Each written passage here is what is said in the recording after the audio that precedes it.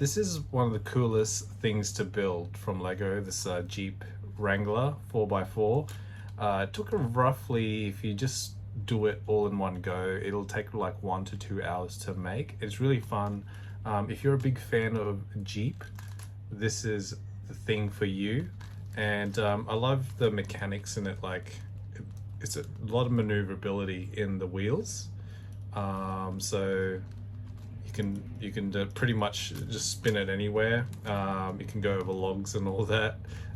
Sticks. It's got this cool little chain here. The crank, the towing chain, and you can wind it back up, which is really cool. Actually, there's probably an easy way to do it, but I'll just do it this way.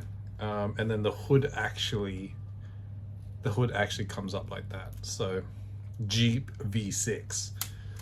And then the doors also open, so everything's really you can move pretty much everything.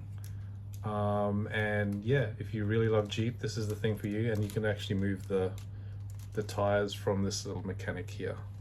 So cool. And it's got the spare tire as well, and that actually moves as well. So everything on this is you can move.